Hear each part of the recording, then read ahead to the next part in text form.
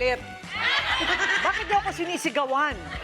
Maayong buntag sa mga kamisis natin sa Davao at Jensan. Makakawaw sa mga kapatid natin sa Marawi. At good morning sa lahat ng mga kamisis at kapatid natin worldwide at dito sa studio. Ito ang Face to Face with Ate Coring. Handa na ba kayo sa ating kwentuhan sa ating chismisan at kulitan?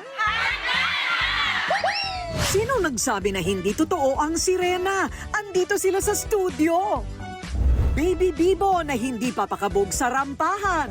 6 years old pa lang, sanay na sa high heels. Hamburger pero hindi galing sa baka kundi gawa sa talong. Mas mura, mas masustansya. All these and more sa Face to Face with Ate Coring. Tatak niya ang duster, rollers, at chismisan ng marites ng barangay Laila Chicadora. Ate Coring! Ang init! Init talaga. Masarap maglangoy, ano?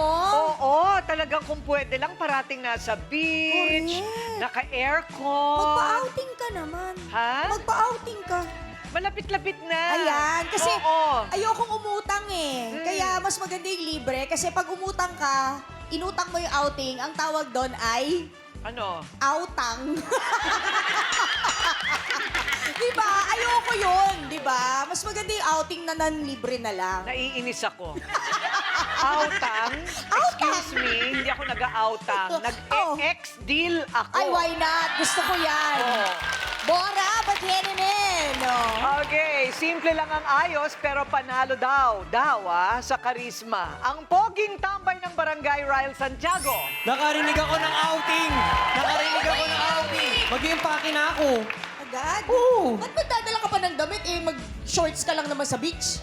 Hubad-hubaran parang doon. Po? Hubad-hubaran. Ay, pwede din po. Pwede din! Teka muna, nakita na ba natin si Ryle Santiago na shirtless? Oo, patingin. Wow, may pa-abs ba? May Wala yun. pa-abs? Naka-Christmas body pa po ako eh. Christmas body ka Opo, ba? Christmas body pa Okay, po. Ryle has left the building. Okay, si Pera Godmother nasa galaan. Nasa bago niyang tambayan, doon daw siya nakahanap ng deserve mabigyan ng 5K for you.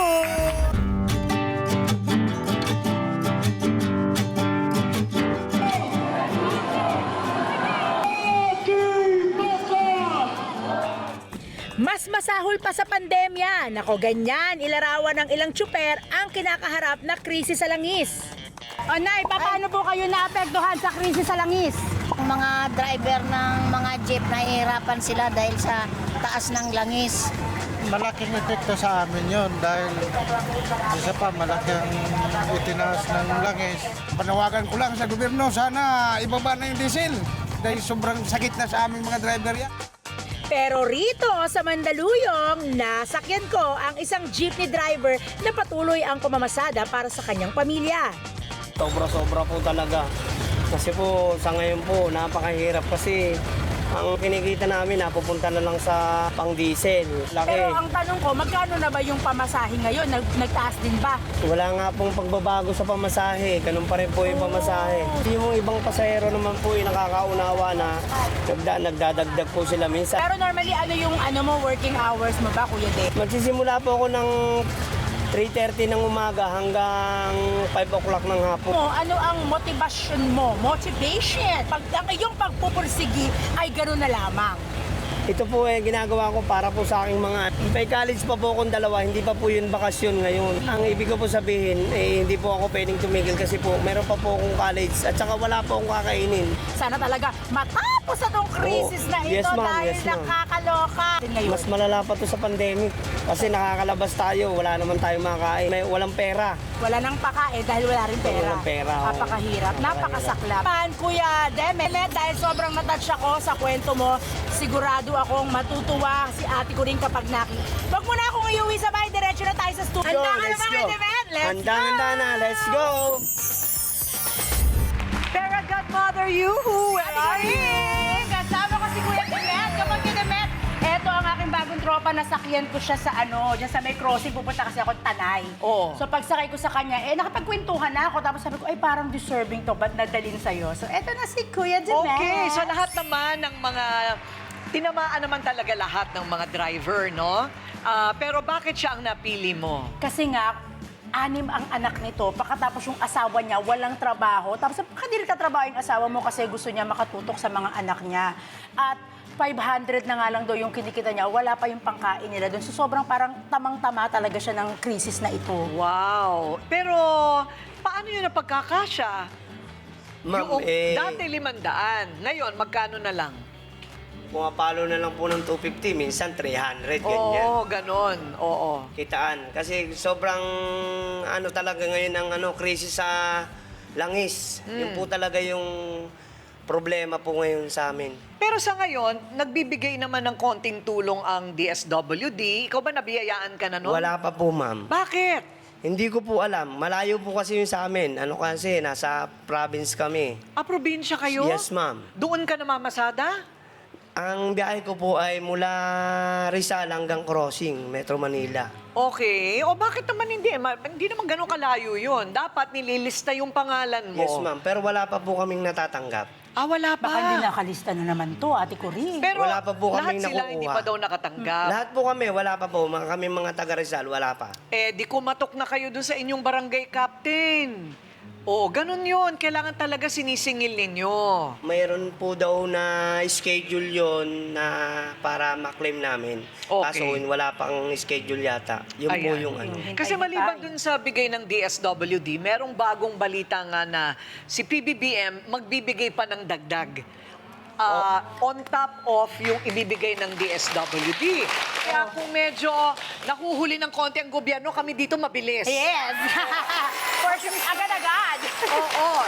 5,000 ka agad, 5K for you. Maraming salamat. Go, Kuya! Thank you, ma'am. Oo. Diba? Oo. Sana Malaking tulong na po ito sa amin, sa pamilya ko. Malaking tulong na. May pambili po kami ng bigas ngayon. Thank you po, ma'am. Correct. Maraming salamat po. Kung Salamat. kanina malungkot siya, ang ganda na ng ngiti ni Kuya Demet. Oo, wag mong pangungunahan ng negative. Kailangan mayaman ako. Oo. Yes, ma'am. Yes, ma'am. Yes. Ganun parati ang sinasabi. Pero Godmother, sino na naman ang Naku, susunod? Ate Corinne, small but terrible na parking attendant na naging tropa ko dyan sa labas ang isasama ko bukas. May bagong tropa na naman itong paru-parong ito. Ang paru-paro niyong matulis. Oo nga. Teka muna, paano ba mabiyayaan ng 5K for you? Ate Corinne, napakadaling sumali dito, guys. Mag-post lang kayo sa social media account nyo, Facebook at saka TikTok, at dapat ilalagay nyo ang hashtag 5K for you and F to F with Ate Corinne. At para lumaki pa ng lumaki yan, dapat i-like and share nyo ang aming Facebook page.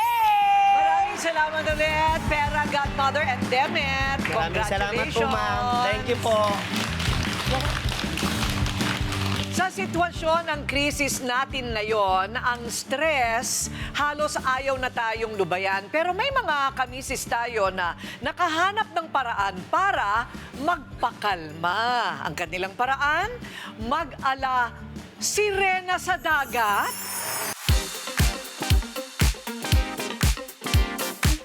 Mga misis, narinig niyo na ba ang mermaiding o pagsisirena? Ito ay unique na water activity kung saan nagsusuot ka ng monofin at makulay na buntot ng sirena at matutong lumangoy na parang totoong mermaid. Hindi lang ito costume, halo ito ng swimming skills, core strength at graceful movement sa tubig. Bukod sa masayang workout, nakaka-boost din ito ng confidence at creativity laban sa stress sa buhay. O, di ba? Sino ba namang hindi gustong maging sirena kahit sandali?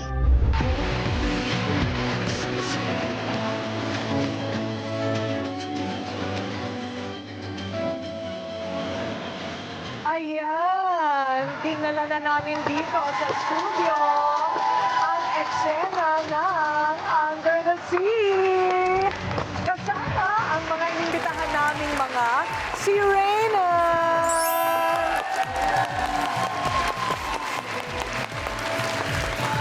Okay, so ang pasimuno ng kababalaghang ito ay si Beverlyn. Si Beverlyn ang talagang designer ng ganitong mga outfit. Bakit ka na humaling sa mga sirena? Nag-free dive po kasi ako and then ang tagal ko nang nag-free dive po, Ate Corinne. Oo. So, para ang next level ko, gusto ko nang tubuan talaga ng buntot. Ay, At saka ganon. ng hasang. Okay. So, parang in-explore ko paano magiging talagang real-life mermaid na nag-dive sa dagat ko talaga. Ayun. So, diver ka pala. Malapit Yes, ka talaga free sa dive. mga Yes po. nilalang sa ilalim. Opo. Paano ka naman natutong mag-design? Nung nagsa-start po kasi ako, walang supply dito sa Philippines ng mga original mermaid tail design. And I wanted to have my own. And I wanted to have the mermaid community na merong gawang Pinay. Ang galing naman!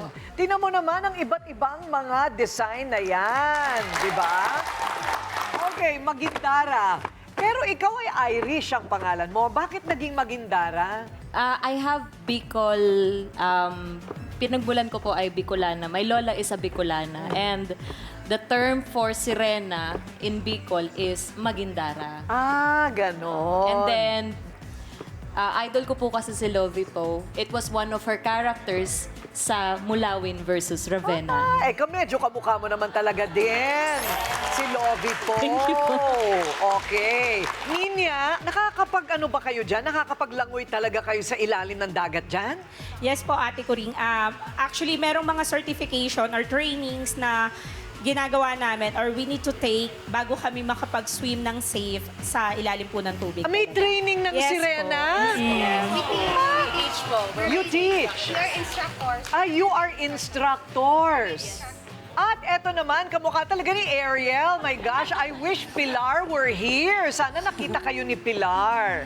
Okay, Ave? Opo. Ave, okay. So, naglalangoy ka rin talaga ng ganyan. Opo. Nag-start po ako as a free diver po. Free diver din. Okay. So, kumbaga, parang kakaibang skill set yung nakatali, nakagapos ang inyong mga binti habang gumaganyan, ano? So, kapag nabasa yan, hindi yan mabigat? May kabigatan din po, opo. Hindi ko po maitatanggi na may kabigatan. Kaya po, ini-encourage po namin na before you go to the water, you have to be trained by certified instructor. Kailangan po daw official. Kailangan accredited. Official. Official.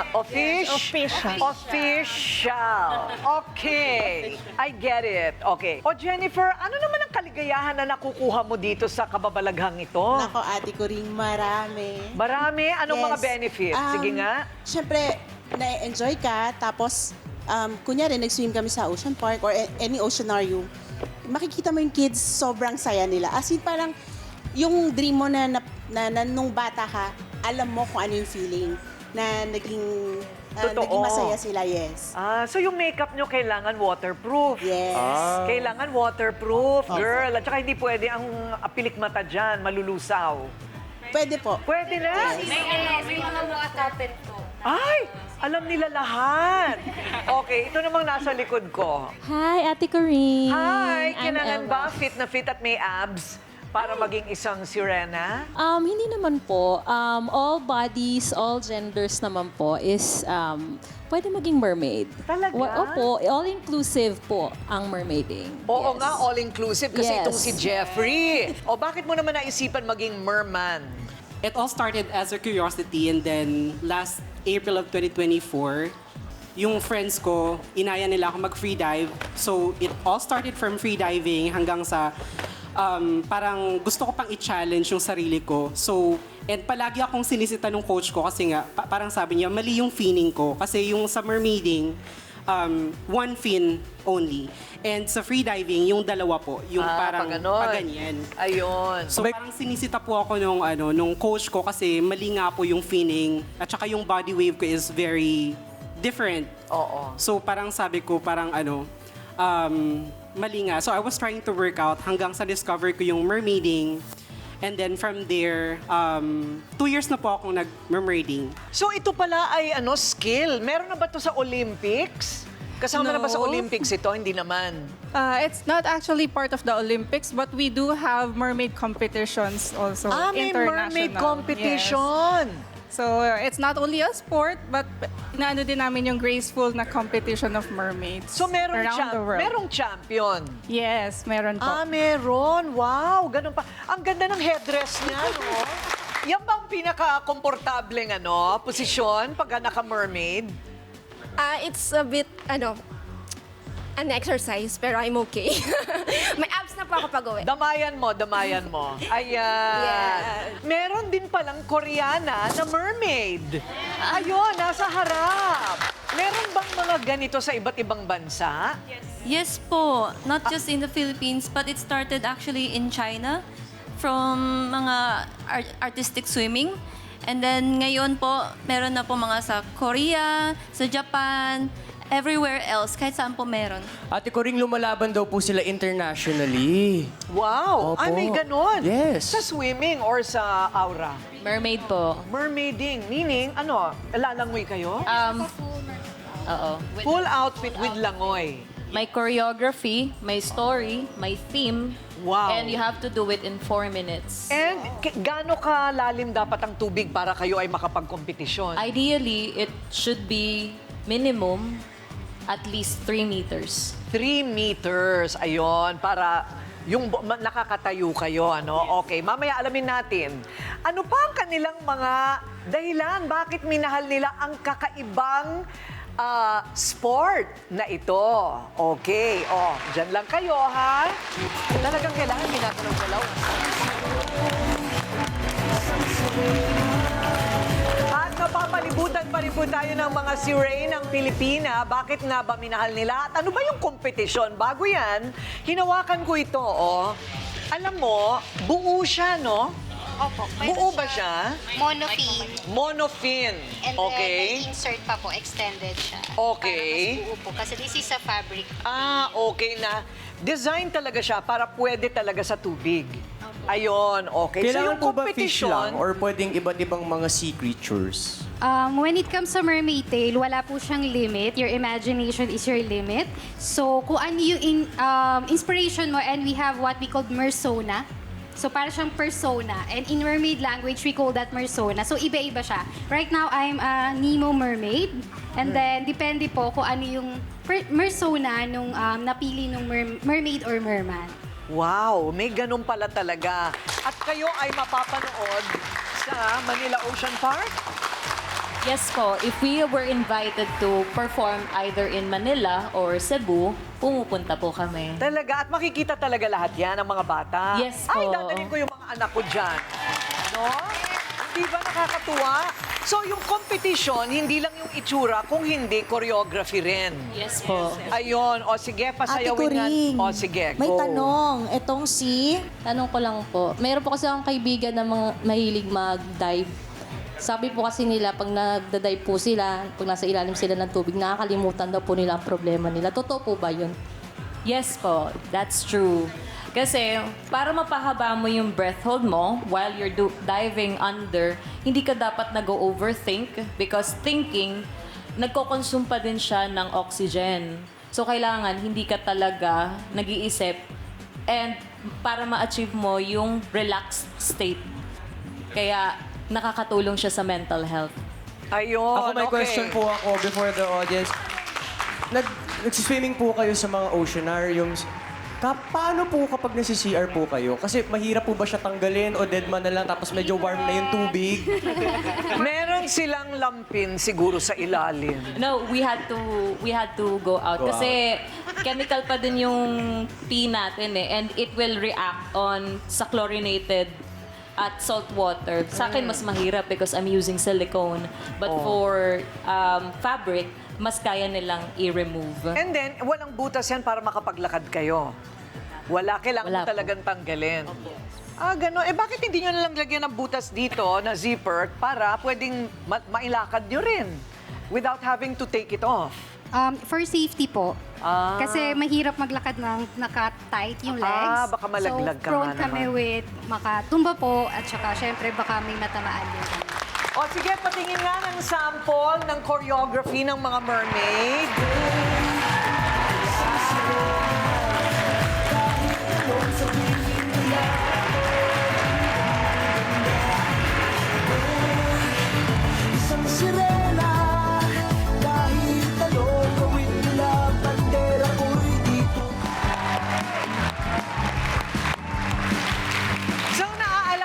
ninyo si Ariel, si Little Mermaid na nangarap magkabinti at paa. Naku, maiinggit sigurado siya sa ating baby Bibo ngayong araw. Hindi lang may bintit paa, rampadora ng naka-high heels.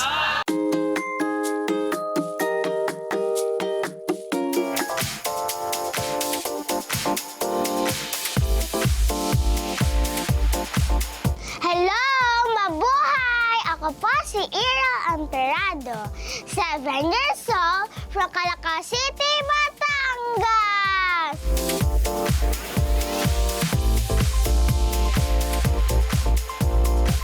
Sa edad na 2, nagsimula na si Ariel sa pag-iensayo sa pagsusuot ng 4 na pulgadang heel. At noong 3 taong gulang, sumasabay na rin sa Beauty Queens.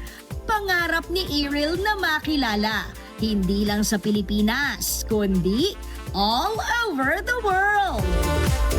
Dahil sa dedikasyong ito, pati tumatayo niyang magulang, nakasuporta sa kanyang hilig. Bilang mga magulang, kasi yan talaga yung isa sa mga responsibilidad natin. Kapag nakikitaan natin ng talento, kakayahan ang ating mga anak, bilang magulang, kailangan ibigay natin yung hanggat maaari higit pa sa 100 na suporta. Wag ding ismulin si Ariel. Hindi lang kasi sapatos niya ang mataas, dahil pati grado sa eskwela, mataas din. Ang paborito niyang subject, English. Talaga namang isa kang baby Bibo, Ariel. Our baby Bibo, Ariel. Oh.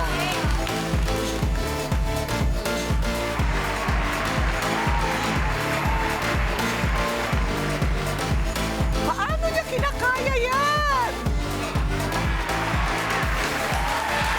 Wow! Ang galing naman. Oh, diba? Kabog! Oh. Ayan. Hello! Mabuhay! Ako po si Ariel Amperado, 7 years old, from Calacas City, Batangas!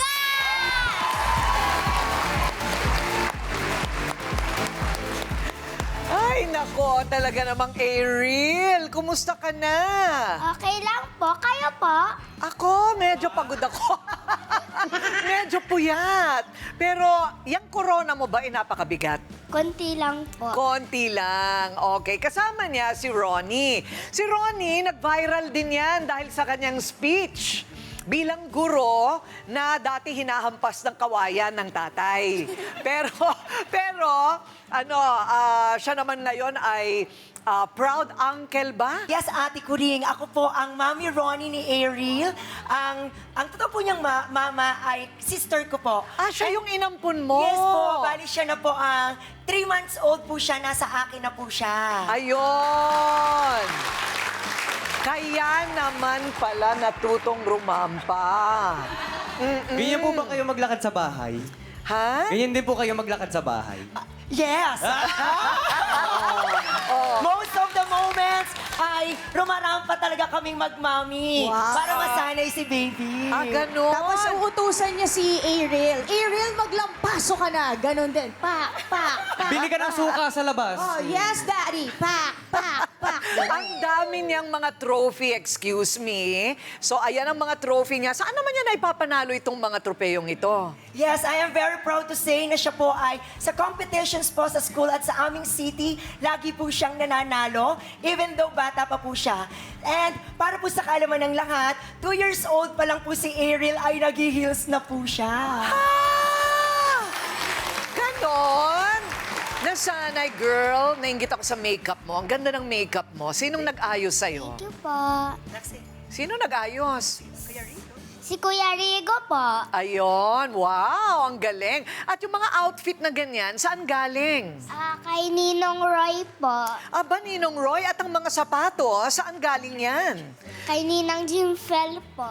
Teka muna, paano kumakasya yung 6 inches na ganyan sa batang malitang paa? Yes, ma'am. Ito po talaga yung pinasadya namin para sa kanya. Ayun. Yes po. At tingnan nyo ang kanyang koleksyon, oh. Ayan ang kanyang mga koleksyon ng napakatataas. 6 inches po lahat yan. Yes po. Okay, so ano naman ang nagagawa ng pagrarampa para sa kanya? Tingin mo? Yes, baby. O ano? Tingin mo, bakit ka laging rumarampa? Kasi po pag suot ko po ang heels, I feel more confident and more beautiful po. Pang Miss Universe ang sagot. O, ikaw ba naman ay nag-aaral? Thank you for that wonderful question po. Yes po. Okay, so tinutuloy mo yung pag-aaral mo. Maganda ba grades mo? Opo. Anong favorite subject? English po. English. Wow!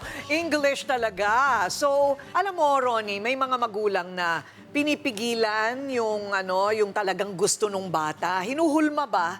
Kumbaga, ito ba'y talagang gusto niya, pinilit mo, o talagang sinusuportahan mo lang yung kanyang parang landas? Actually, sinusuportahan ko lang po at kasi napapanood niya po ako before na nagtuturo po sa mga beauty queens.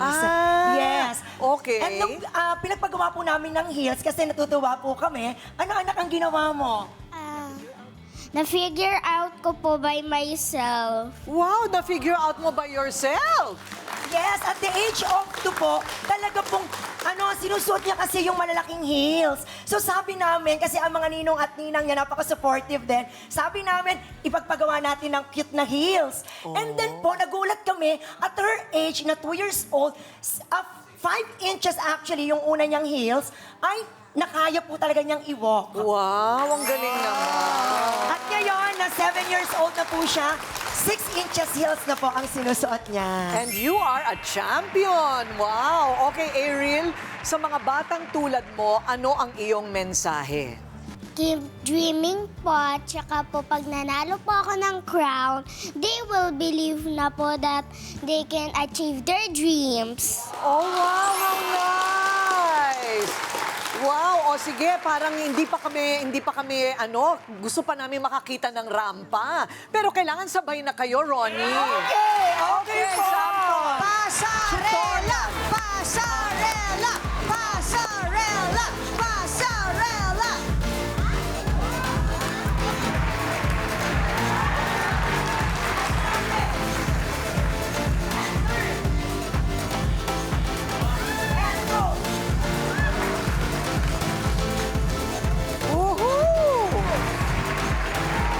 Ang galing! Galing-galing naman. O, hag-hag tayo. Hag-hag tayo. Ang galing-galing naman. Sa mga kamisis natin na naghahanap ng budget pang ulam, eto na, isama nyo na sa listahan na magugustuhan ng inyong mga anak. Talong patties, parang burger, pero talong ang gagamitin. Laila, ihain na yan!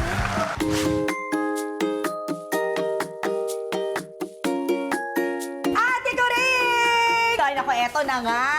Mura, masarap at masustansya, yan ang ihahain natin ngayong umaga. Siyempre, kasama pa rin natin si Miss Sam ng Goto Garahe at talong patties naman ang lulutuin natin. No? Hindi ba, Bongga? Ano po ang una nating gagawin? So, una natin gagawin is yung mold natin siya na maging patties. Okay. Basically, ilalagay lang po natin Lahat ng ingredients. Okay, sige. So, yan, 1 carrot. cup of carrot. Tapos ito. Yes, Itong bell pepper. ating pepper. Okay. And then, add po natin yung egg. Etlog. Ang itlog. 1 teaspoon ng salt. At ang And then, oyster oyster sauce. sauce. Ayun. O, pwede nyong haluin ng ganyan. Pwede nyong kamayin kung gusto nyo, ha? Pero dapat malinis ang kamay. Sa mga hindi po masyadong nakasunod sa ating mga ingredients at syempre yung procedure, yun yung importante, karirin nyo po yung aming TikTok and Facebook page, Face to Face with Ate Corinne. And susunod po natin yung flour. Kasama. Yes. Para ano siya, mas dumikit? Mas dumikit. And mas madalian tayo i-mold into patties. 5 pirasong talong. 5 piraso ng talong. And important din siya sa recipe na to na sa stovetop siya or sa iihaw siya kasi hinahanap natin yung smoky flavor ng talong na nakukuha natin pag iniihaw siya. So parang yung char. Oo, wag niyong ikukulo kasi nawawala yung sustansya. So ngayon po, pwede na po natin siyang gawing patties. Okay. So, kukuha tayo ng kung gaano kalaki natin gusto yung patty. Okay. So, medyo i-flat lang natin siya bago natin siya ilagay sa breadcrumbs. Ayun. So, dahil hindi siya neat at talong siya, medyo mahirap siya i-forma. Oo, lalo Soft na siya. medyo na-shred na kasi yung talong no? So, pagkalagay natin sa breadcrumbs, forma natin siya ulit. Tapos dapat compact, medyo ipipress mo talaga para hindi siya magkahiwa-hiwalay. Correct. Pero okay. pag na-iprito na natin siya, makikita natin because of the flour and the egg, hindi naman siya mawawala sa forma. Pwede talagang pangbaon sa school at syempre pati sa trabaho ni Mister. Best na ang sausawan niya ay ketchup. Ayun. Nako, alam mo, maganda rin siguro habang ginagawa to ng mga kamisis natin, yung mga kids, kayong gumawa ng patty para may bonding din kayong mga magmami o kaya baka may house bands tayo, di ba, na nanonood. Pag-usapan natin yung mantika. Dapat ba deep fry o sakto lang yung mantika? Okay lang? Kahit sakto lang po, parang ganito lang. So mga ilang minuto, basta nag-brown siya, okay na? Yes. Tsaka kasi po, yung pinakatalong natin, inihaw na natin siya eh. So, ang pina-fry na lang talaga natin dito is yung breadcrumbs. Kakaibang atake naman sa talong, di ba? Hindi yung puro torta na lang ng torta.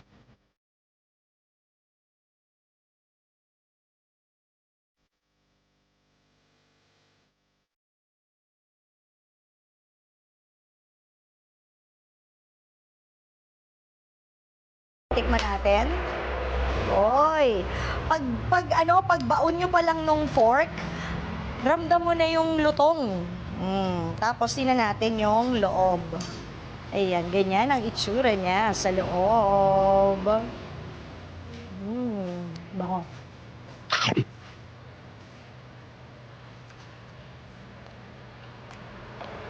Nakakadagdag talaga ng lasa yung chili.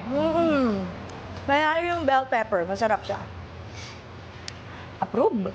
Approve. Pati yung lutong, ang sarap. Naku, matutuwa mga kids dito. Ay, naku, Ate Corinne. First dibs na naman ako. Kaya, ihain na yan. Mga kamisis, tikman naman natin ang pasalubong para sa inyong lahat. Ryle and Laila, ihain na yan! Ano ba yan? Okay. Ayan. This one. Okay. Uy, mukhang nga pwede sa sandwich? Pwede sa sandwich. Masarap din sa kanin. Pwede rin sa kanin. Masarap siya. With ketchup. Yes, o kaya sweet and sour. Pero masarap na ang ketchup. Tikman na ninyo yan. Ay! Crunchy, di ba? It's masarap. Ano nga ba yung ginamit na pang Japanese breadcrumbs. Japanese breadcrumbs. Yes. Masarap with ketchup.